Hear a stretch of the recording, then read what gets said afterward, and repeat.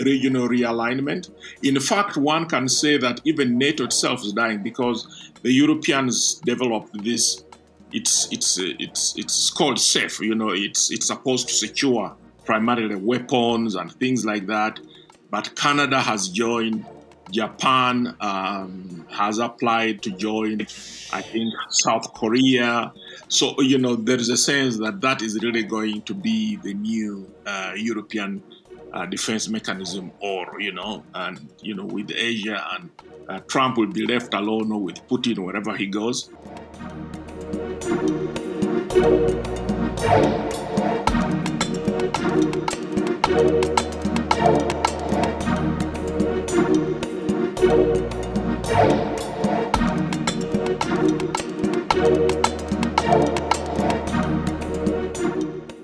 Welcome to this edition of The Bad Natives. With me in Nairobi, Charles Anyango Obo. Hi there, I'm Ferial Hafaji in Johannesburg. And this is The Bad Native from Kampala. My name is Robert Kaushenga, and I want to send a shout out to all the Ugandans who have finally caught on with the Bad Natives. And it gives me so much pleasure to go into public places, the most unlikely places, and everybody's pointing at me and saying, "How are you, Bad Natives? We have arrived." Yeah, it's great. Yeah. It's a good feeling. Are they doing the usual? Are they giving you chicken? Are they giving you ajono? Are they spraying you with what is okra or whatever it is? No, if it was the old days, I would be drinking on credit. But now, Firio, in Uganda, we call it thumbing because that's how people who couldn't write used to sign for whatever obligation. Yeah, so we call it. So when you drink on credit in Uganda, it's called thumbing. That's excellent. So, back to you, Charles. Yeah. So good people, we have had some incredible days. Last week we mentioned briefly the World Economic Forum was drawing to an end. Now it has ended. We can talk about it. Of course, I was saying that they were saying this was one of the most dramatic of the World Economic Forums. Trump was one of the reasons. But unusually, it was Mark Carney who took, the biscuit, his speech about the New World Order. But now that it has ended, people are beginning to take an audit. And they're saying one of the striking things that Africa was not there. In fact, they were saying that on the main stage, as opposed to the side events where some African discussion took place, Africa was mentioned only twice. Once, someone made a reference to Somalia, and then when I think one of the sessions on rare minerals, Africa was mentioned, and that was it.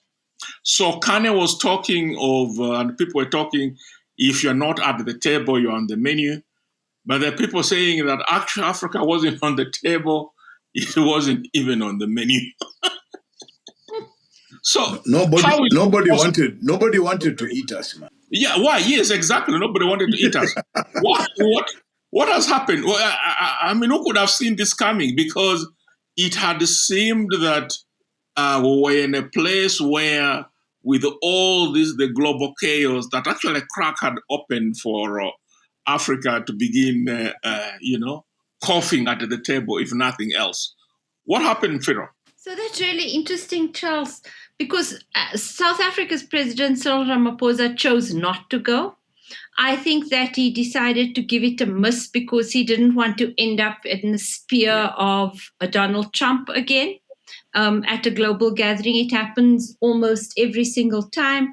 And we also have that big story now of South Africa not being invited to the next round of G20 meetings, and certainly being excluded from the coming Miami meeting. So I think our president decided to just give it a miss.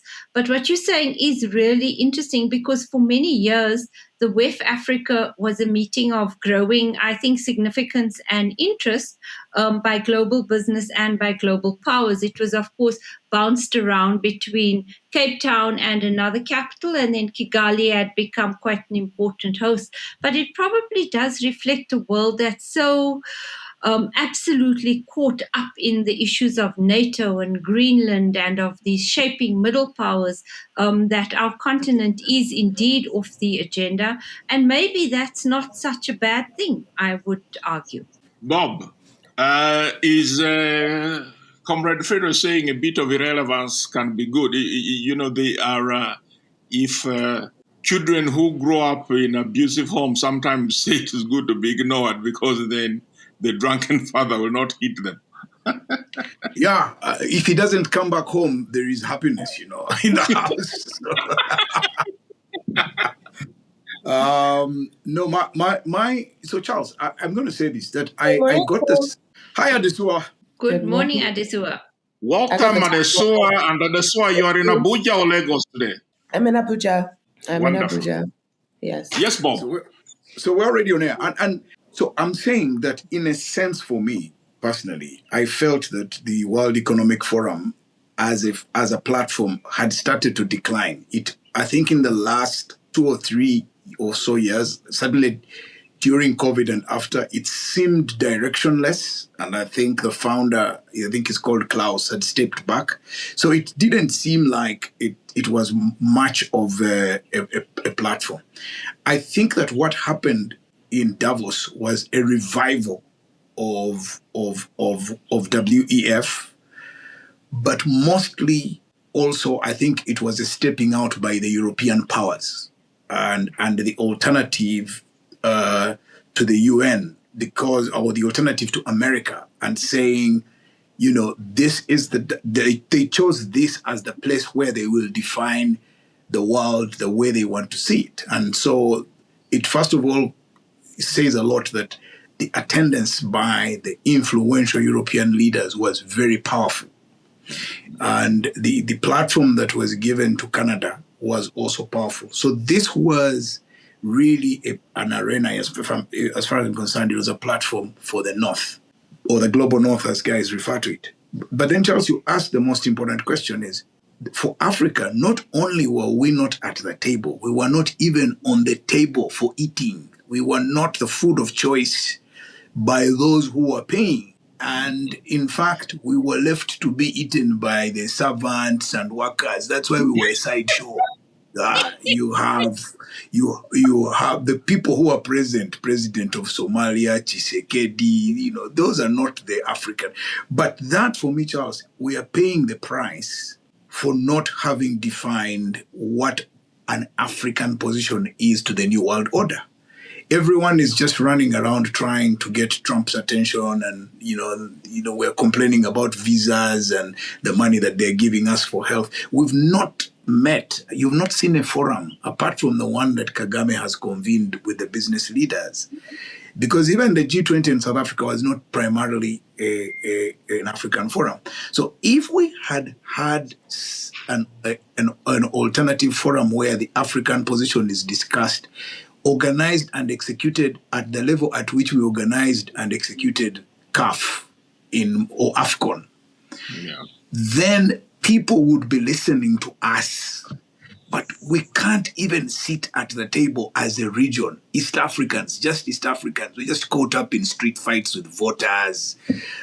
We are in this, Charles, I keep telling you about these municipal quarrels. We're just villagers. The political establishment in Africa, the ancestors should send a disease that takes all of them. They have betrayed us because they have failed to come together and sit in a place and define a position, the way the Europeans have managed to defeat Trump on Greenland. Maybe, someone would say the ancestors are testing you. Adesua, is it true? Bob just shared this thing of your President Bola Tinubu, the wonderful Bola Tinubu, visiting in Turkey and is taking a huge fall on the carpet. He fell down. So He did, is it? but it wasn't his Are you fault. It wasn't are his you fault. are you happy that he didn't try to go to To Davos? Davos. Because if that's what we have, it's not much of a representation, is it? Well, he did. He sent the vice president in his place. Kashim Shettima was there. Nigeria had a Nigeria House on the pavilion for the first time, or the promenade rather, not the pavilion, the promenade. Which people were like, is that a useful expenditure for Nigeria at this point in time?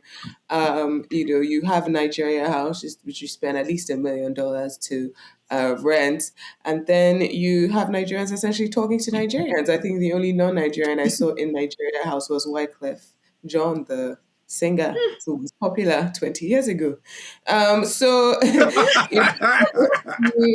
to question the decision making here. There's a thing. It's the thing we call eye service in Nigeria is showing up for showing up sake, is looking busy. This idea of looking busy and looking like you're positioning yourself, and it's a cultural practice that is very stressful for me who went to school abroad because it's stupid. It's just like, unless there's a result at the end of the day, you don't do things for the sake of doing it, for looking like you're doing it, not even for the sake of doing it, for looking like you're doing it.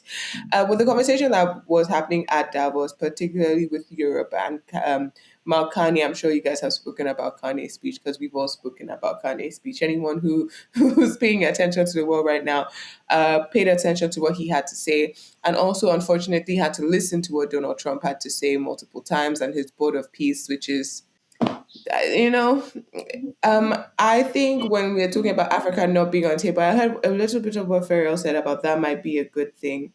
I've been looking at the numbers of Africa loan repayments. I read a Reuters piece yesterday talking about how money going out of Africa to China is now more than money coming in to Africa from China, which is essentially has now aligned with the other relationships we had with the West, with Europe, with these development banks. And also that even as America has reduced the loans it's giving us, so has China. So when we have to talk to these leaders, I'm going to Ghana next week actually for Africa Prosperity Dialogues, and the topic is the AFCTA. Oh We God. have essentially made the AFCTA a toothless dog, um, in my opinion. But I want to see what the adults have to say about this. But when we talk about these loans, or the world is moving and how Africa is positioning itself and the fact that we can't work together, I think it's gotten to a position of crisis. And we don't, and you're right, Bob is right when he says we don't work together. South Africa is doing to trying for South Africa. Now Nigeria is going to Turkey, which, I will say is a good thing. We had some weird relationships with Turkey in the past, uh, odd arms terrorism, but I think we have no collective power. And in the new world order, no matter what comes from it, I think one thing I've seen is that's going to be important is collective power. So Bob, let us take it from there, Pharaoh, because I think the observation by Bob is correct that it was very striking how so European this wave was, or at least the European position was articulated. We are seeing, in this new order, regional realignment. In fact, one can say that even NATO itself is dying because the Europeans developed this. It's called SAFE. It's supposed to secure primarily weapons and things like that. But Canada has joined. Japan has applied to join. I think South Korea. So there is a sense that that is really going to be the new European defense mechanism, or and with Asia, and Trump will be left alone, or with Putin wherever he goes. So, but But how does it look in Africa? We have the Sahel Alliance, the cool boys. We have I think one of the security mechanisms, we have the tripartite alliance, that is Somalia, Egypt, and Eritrea, which I think was formed basically to counter, what they perceive as Ethiopia's hegemony, in the Horn, and it is move on. Somaliland. So how does that look? Where does that go? What are we seeing in Southern Africa? And even if it's happening, is that really the way to go? Or do you think that we should hunker down and try to save the AU project, kind of feed it with more feed and fertilizer on something so that we grow that?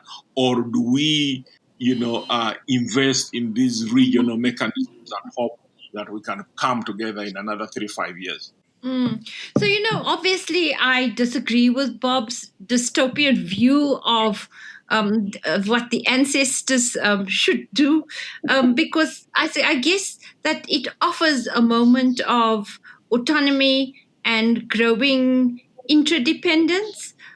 Because if you look at projected growth rates as well as if you look at the past 3 years, I know it's not expressing itself on the ground.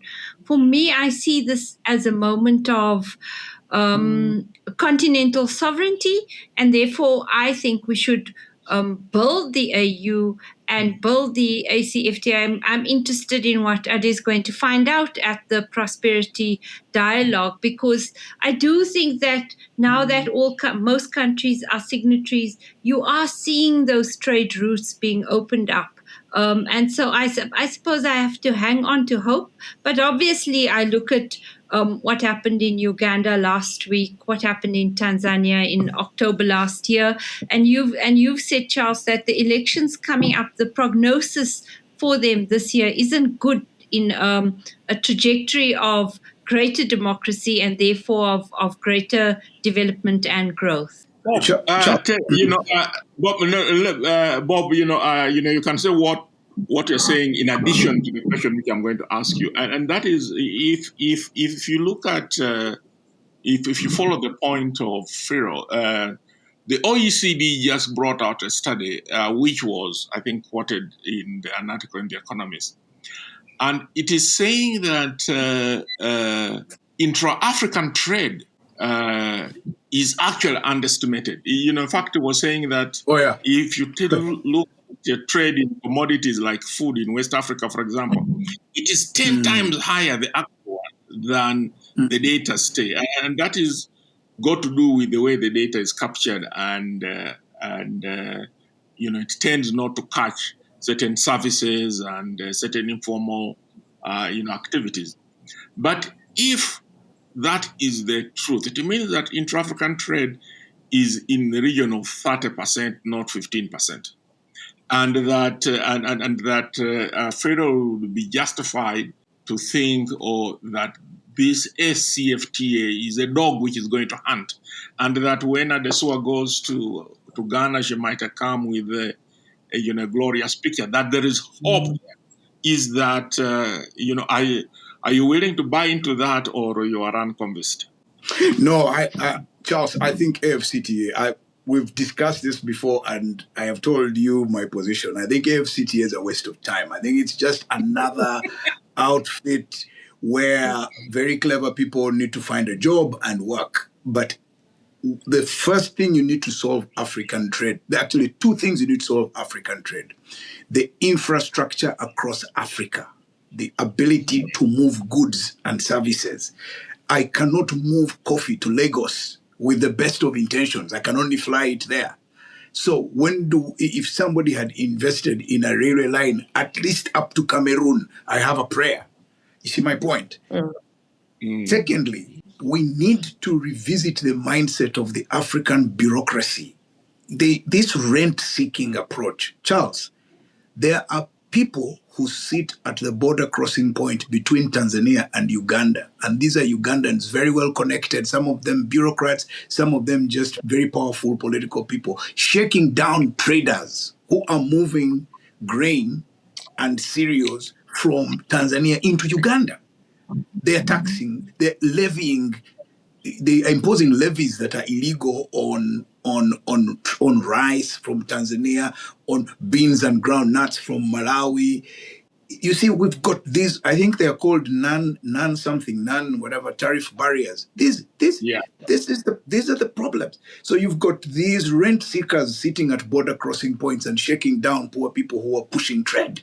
So if you don't solve that, even if you sit in Accra and pass all sorts of AFCTA nice policies, it's not going to work because the political administration, the bureaucracy, and the lack of infrastructure has a problem. Now, Charles, having said that, I want to go back. Now I want to take Firio's mantle of optimism with a much bigger story. I think, Charles, we should write off the political leadership and the bureaucracy. They've let us down. But I think this is the time for the business leaders on the African continent to step up and provide continental leadership. Here are two incidents that give me an insight into that, Charles. I think last week or this week, I read a story that Nedbank of South Africa has beaten Stanbic to the purchase of NCBA Bank in Kenya for almost $1 billion. To structure a transaction of that nature and allow it to work takes continental vision. Now the question is, will the regulators from both countries allow it to work, or will they see it as an opportunity to shake people down for money? And how to extract this, get bribes, right? Those are the things that we need to look at. The second one, Charles, which you'll also remember, was that President Ruto of Kenya had to fly into Addis Ababa with officials from Safaricom to discuss their investment in Addis. Now, that's business-led and people with a greater understanding of what our potential is. Those are the people who should step up now and define what Africa's place is. So we've got those movements, those types of initiatives that are able to move and have a continental and larger picture view of Africa than these small players who are just looking at you turn off the internet. People who do fintechs now have to flee to Kenya to do work. With that mentality, you're not going to be part of this new multipolar world that Mark Carney was talking about. You'll be in the Stone Age, Charles. This is where we are let down. How are you? I'm really sick. This is very frustrating for me that you can't be taking certain measures because you're only thinking about control and hope to exist in a world where people are cooperating and building strength in numbers. Let us take it from there on a topic which I think the SOA probably can speak best to us on the digital economy. I mean, Bob, you are saying that the Nedbank deal is nearly $1 billion. You will be interested. No, there is this TikToker. He's the biggest. He's the biggest guy on TikTok. He's called Kabilame. Kabilame. Yeah. He's Senegalese born. He's now, I guess, Italian. He's got the largest following, 162 million, and he just sold his company for nearly $1 billion. $1 billion. Yeah, but at the SOA, taking from the question of Lamy, in the last month there was this African American YouTuber, Aisha Speed, who was doing this African tour, and it is really incredible. It is to me, it's not so much watching him, but watching the reaction to him in amongst the African American community, but also the diaspora and the rest of the world. People are crying tears. They're saying, we need to know the motherland looks like this. We didn't know Africa was so beautiful. We didn't know there are skyscrapers. You know this, we have been kept in the dark for hundreds of years. People are crying. People are shivering with emotion. And people who had been criticizing Africa in the diaspora, they are now disavowing their position, asking the ancestors to forgive them for their wrong ways. And so, how is it possible? Because they are actually African YouTubers and TikTokers who travel around the continent, but they don't get this kind of traction. So, what did we see here? What was this moment? How do we understand it? Before we get to Asha Speed, before I get into, I just want to say, just going off of what we were talking about earlier, digital economy, digital infrastructure, what Bob was saying about the banks. Yesterday, the Central Bank of Nigeria finally gave nationwide licenses to MoneyPoint, OPay, and other fintechs. Shows that they are basically fully been established and understood in the system, and they understand where the country is going. And it's in, for me, maybe those are the things that give you hope, in that the gatekeepers are now, they can't keep the momentum out, right? The gatekeepers are now coming to the table to talk to these fintechs. And we've seen what's going on with Paystack. They now have their own parent company, the Stack company. Um, we're just seeing such incredible growth being driven by innovative young people, in a way where the traditional establishments and the traditional operators are having to come to them to understand and to survive. They can't survive without money point and OP now. Now, let me go to those crying and saying, oh my God, Africa has buildings. I'm so sorry, they are so stupid. I'm so sorry, they are so stupid. I have no patience for it. In 2026, it is in fact a choice. We can say, okay, they're poorly educated, they're poorly exposed. There's also willful ignorance. There's willful ignorance that is insulting. Some of these people are exaggerating because they want clout, they want to trend, they want eyes on them. And so I believe there's an exaggeration in some of the responses that we're seeing. But like, I, as an educated human being or an empathetic human being, will not, in the year of our Lord 2026, go on the internet and say, oh my God, are there skyscrapers in India? I thought it was just Slum Dog Millionaire because that's what Hollywood showed me. Are you a Are you a fool? I don't have patience for it. Like, let's be real. I think we have allowed stupidity to reign as the common denominator when discussing Africa for too long. And that's you. I'm someone who, I used to go to America a lot as a child, and they would say African booty scratcher to insult Africans. And then, it wasn't cool to be African really until like and Burna Boy has had this conversation before, that it wasn't cool to be African growing up in England or in America. Like, even other Black people in the diaspora would bully you for being African. And so there's been this renaissance, particularly with, Afro beats, with Tyler, with Thames, with Burna Boy, with Wizkid. All these people, if they are not lying, then they are stupid, and we cannot take them as normal. We cannot take them as we can understand. One thing I Show Speed was able to do is show authenticity in, like, I would compare it to maybe like a National Geographic, but also to, can you guys remember the chef from CNN who passed away, Anthony Bourdain? There's like Yeah, yeah. there's a no airs way of him interacting with people that seemed authentic. And I think he showed the diversity of culture very well, and the diversity of environments. And I think the nature of stream, not knowing what can happen, it just being like this continuous like bombardment of, I mean, for me, it's overwhelming, but I think it's what captures the attention of young people, right? And there seemed to be an authenticity to it. But from where he was going to the food he was eating, someone messaged me and said, I think the people who took him around Lagos should be arrested for treason. But there was it seemed like there was some type of competition about also seeing how good a place is and what the place really is like. One thing that I Show Speed's stream actually did in Nigeria is that it created a conversation around just how bad Nigeria is, because Nigerians could not believe how clean Benin Republic was. They could not believe the roads in Cotonou. They could not believe the infrastructure in other African countries. There was a historical monument to slavery. If you compare it to what we have in Badagry, you will not believe what we have in Badagry.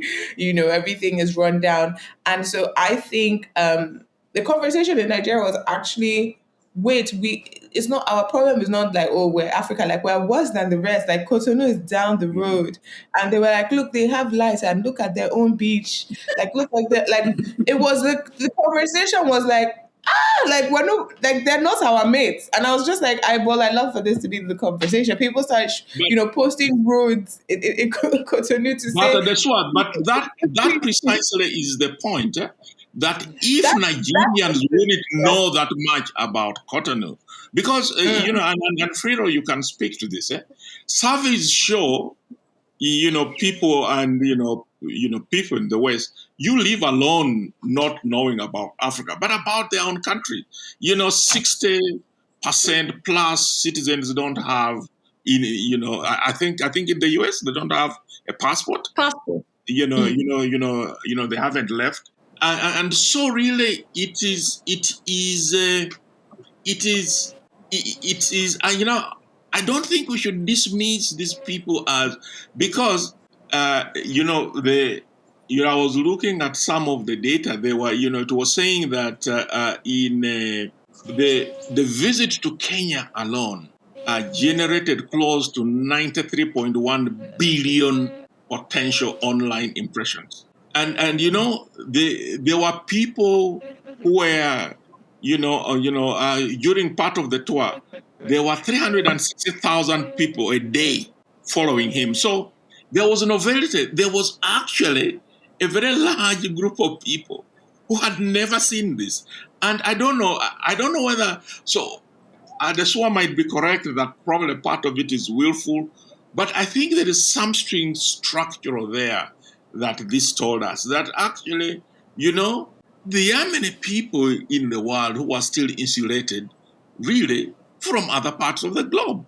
But Charles, So, sorry, Firio, go ahead. if I may, Just yeah. So if I may, I'm with Ade here because when I went to Cape Town in December, I was so happy to see wherever we went that the profile of the visitor to Cape Town is changing. Yeah. Usually it was very much a place of what one of my colleagues used to call like, that's just Euro trash. Like, Europeans are in there buying up things. This time, the profile of visitor was Pan-African, a lot. And it so excited me. Adesiwa was in Bantry Bay family in the Winelands. And increasingly, that's what you see in Cape Town. Now in Joburg, there's a brilliant book that's just come out. It's called The Chaos Precinct. And it's about how Ethiopians and Somalian communities have established an internal port in Joburg where they are importing, often from China, and some local stuff, and then exporting in a trade that at the moment is worth 10 billion rand, but it's growing exponentially each year. And so that's not on YouTube, but it's happening, these trading links, and I think in a way that hasn't yet become palpable enough or studied enough to show themselves up in statistics. And to be honest, I'm excited. I'm going to go look at the YouTube. I don't know the person. Obviously, I want to go look. But it's the real world. I'm proving my age here. It's the real world exploration links, increasing air travel that really excites me. I was really impressed by the profile difference of the people that I met in Cape Town this year. Wonderful, Bob. You think that our story has been well told? You think, there is still a lot of dark spots. What is your take? Should this righteous pig guy have stayed in America eating hamburgers? I am firmly in Adesiwa's corner on this one. I think that we shouldn't. We're adding There was, I'll repeat this, there was that debate on X where somebody said Uganda is the country with the biggest number of fools. And then the Nigerians said, no, that's our claim to fame. And the Ugandans replied, they said, you may beat us on numbers, but we beat you on quality. So, so we shouldn't see this, the ignorance or the idiocy from the West and their audiences, now them suddenly getting enlightenment, and then we think it's a validation of who we are. We've been here. We've been living like this for a very long time, and people have known about us. How else are we going to study in their universities? There was somebody told me a story about the head of Coca-Cola Africa who went to visit Nigeria, and they took him to the woman who had the biggest dealership in Lagos. And she was there sitting in the typical Nigerian woman fashion doing her business. Then the guy comes around and is taking her time. He's so impressed with her volumes, and he offers her a trip to America as a reward for the numbers she was doing. Guess what she told him? She told him, first of all, I don't have the time right now, but I will pass by Atlanta after I visit my children who are in Berkeley University. The man was shocked that he had... This is the head of Coca-Cola. We're not talking about some... So we should leave the ignorance of these people the way they are. But Charles, I have an even bigger issue. We pay so much money to digital media influencers from the West, and then we never convert into benefit. Uganda paid, it said, I don't have the proof. They say they paid Kanye West, and when he was still married to that girl, whatever her name is, $10 million for them to come to Uganda and met their expenses and gave them a military helicopter. And nowhere in their social media posts did they mention Uganda. They said they were in Africa recording. Then we brought Terrence Howard, and he wasted our president's time talking about hydrogen. I don't know what nonsense. These people, if we got that money and shared it out to the young kids who are on this digital media from Africa, they would represent us way better. I mean, I would rather pay that money to Burna Boy. I would rather pay that money to Wizkid. I would rather pay these are the people. If we invested in those, first of all, the money would remain in our neighborhood. They would buy some beers and take our girls out. But that's a better investment. But the biggest... No, they're importing girls though. But it'll stay on the continent. But these guys, they're importing girls from America, but also Ethiopia. Ethiopia is a quite population. Okay. We can compromise on that one. There is a particular ex-member of Nigerian government who quite likes East Africans. Apparently, he has a parties in Asokoro full of Kenyan ladies and Ethiopian ladies. He's known for this in Abuja. I will send you his name in private. I can make so much money connecting him. There's a whole story there. If we go there, we will break the internet. But so let us just go to you.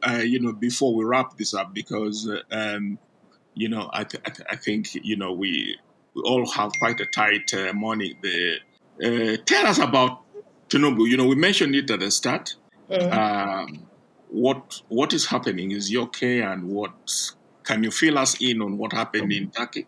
So there have been rumors about his health before he became president. Rumors that he has Parkinson's disease, which is incurable, but can be managed. Particularly over when he was campaigning for president, there was a video that his campaign says was doctored, but it seemed to show him peeing on himself while meeting with a couple of people. He fell asleep at a lot of events, and he would mumble or stumble on his words. He seemed incoherent. A lot of people said from his side that was the stress of campaigning because of his age, and not that he was ill. But since he has become president, he has spent about 1 out of every 4 days outside of Nigeria. A lot of those days spent in France, where he's rumored to have a very nice medical facility and a team of doctors. It's also part of his closeness to Gilbert Chagouri, the Lebanese man who was once known as Abacha's bagman, and Lebanese Nigerian man known as Abacha's bagman, now more closely known as Tinubu's very close business partner. And as of last week, the holder of the highest award possible for a civilian, he's been granted the GCON, Grand Commander of the Niger. Tinubu's health has always been a topic of discussion, but I don't think that's why he fell. They said that it did look, I watched the video, it looked like he tripped. And they said Yeah. he tripped on a misplaced blue carpet or something. I think that's possibly what happened. But obviously, he has tripped and fallen more than once. It's become a source for entertainment to Nigerians who don't like him, and a source of concern for those who rely on his patronage to exist. As of yesterday, with Abba Yusuf moving to the APC, the ruling party now has now 29 governors of the 36 states. To understand how much of a feat this is, we must understand that Tinubu was the least popular president ever voted in Nigeria, right? He won 12 states, I believe. He was just able to scrape by, if we agree with the numbers that we were presented by INEC. But there is no Nigerian president that has come on with that, like such a low percentage of the vote, right? He has the lowest ever in our history to make someone president. The APC came in and they had been decimated in the National Assembly. They lost about 70% of their bench. They are now at a super majority, but for both the House of Representatives and the Senate, from people just decamping and moving to the APC. And we have now seen that from governors. They now have 29 of 36. There is a lot of crying out about one-party state. Oh my God, it's the end of democracy in Nigeria. I mean, it could be the end of democracy, but I don't think we're going to have a one-party state. Our politicians are too selfish. This is a special purpose vehicle for Tinubu's re-election campaign, but I don't think it's going to last beyond the next 5 years. But his health is not. I don't worry about it, because Buhari nearly died and he did not. If Buhari can survive, I don't think. That's good to know. So You know, but but Buhari, if Buhari can live, Tinubu better go to France and pump his fancy medication and come back and give us 2 weeks of work, 2 weeks on, 2 weeks off. Yeah. No. So thanks for that. But let us do the wrap up. But I'll start with you, Pharaoh. And the reason why I start with you is that before you do your parting shot, we want you to speak to us about this whole issue of these military exercises that happened. Basically, the BRICS military exercises.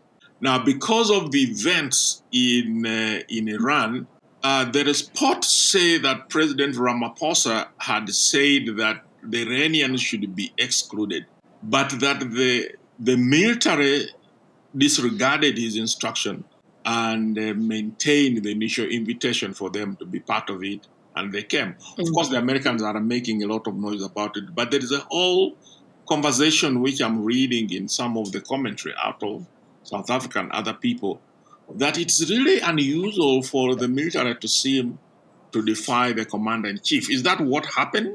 So, I mean, if you can just speak to us on that and then wrap it up with a parting shot.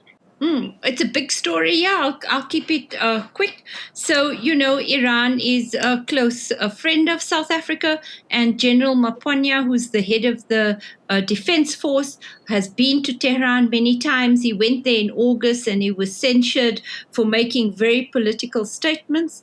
There's a massive board of inquiry about to begin its work to look into what happened.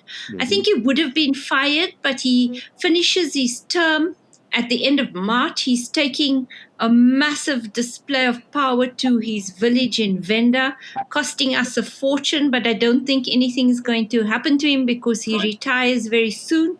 And then my parting shot can just be when one of the great Iranian naval vessels sailed in, they had our flag upside down and had to rapidly be told to please change it the correct way.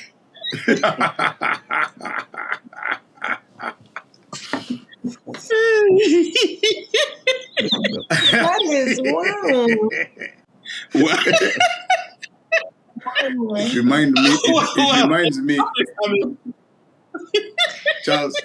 It reminds me a long time ago of a function where there was a ceremony and the head of Uganda's police and another official was standing on a platform that was draped in a flag. But they were stepping on a flag, but somebody made a mistake and delivered the German flag instead of the Ugandan flag. Because the Ugandan flag is black, yellow, red. Needless to say, the Germans sent a protest note. Well, look, Charles, my parting shot is really a silly joke. And we go back to where we started on WEF. Surely, Charles, in the very least, World Economic Forum should have invited our resident African president who lives in Geneva, Paul Biya.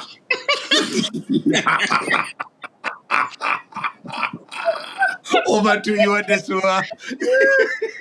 It would be a very, very short, inexpensive trip. Yes, you'd have Adesua. A train ride. That nearly cleared my head of my parting shot, because everyone's parting shot is so funny. I just saw my parting shot is slightly serious. So my parting shot is, why lie? This is my question. Why lie? A couple of days ago, over 177 Christian worshippers were kidnapped in Kaduna, and then the police came out and lied, told us it did not happen. Wow. What did you think was going to happen? Like, we wouldn't, like, no one will figure it out? Then 11 people escaped, and then they had to come out and, okay, yeah, there's another 166 missing. Why lie? A couple of months ago, bigger lie, I understand why these ones lie. The Defense Headquarters, told us that there was never a coup. There was no coup or plot against Tinubu. However, just yesterday, or 2 days ago rather, it's Monday, they have now charged 13 people, 13 coup plotters. They said about 30 of the 33 investigated are northern. 13 will be court-martialed. They're facing the death penalty. So, like, if you were going to charge them, if you had them at that point in time, I don't understand why lie. Why lie about significant things like this? I understand why lie about the coup. You don't want anyone else to get ideas. But the police want the initial lie. I think it's an affront to everyone who is, like, moral and sane in this country, that you don't want the Americans to know there's been another kidnapping. What you don't do is come out and tell us a silly lie. But that's my parting shot. Why do they lie to us in our faces all the time? Well, they have gotten away with it so often. So my parting shot is really an understated one. We discussed the coup in Benin here, a couple of weeks ago, because it happened a few days for an election. But for some reason, we didn't follow the election, and I was, So in the election, and Benin is a fairly democratic place. It's not Uganda or Tanzania, where the opposition is locked up and tormented. The parties compete, but actually the opposition didn't win even a single seat in parliament, not even one. Because to remind of before Abiy became prime minister, the Ethiopian People Revolutionary Democratic Front, they had a parliament of 501 MPs, and only one was an opposition MP. It's Africa, my Africa. it's been wonderful to Africa. have you, to see you all, and I think Firo is playing a lot of tennis. She's looking younger and more sprightly. I don't know what's going on there. Whatever it is, just continue doing more of it. and That's very kind. and God Guys, I willing, need to send you the article. I need to send you an article. You know that Bangladeshis were being duped by Russians to come and fight on the front lines. So it's not just us in Africa. oh, They're going yes, for yes. anyone with the Please government. send it. Yeah. Yeah. And Interesting. and please remember, to like the video, follow us on both these channels and our social media platforms. And as always, we appreciate your attention and your time. And we'll see you next week.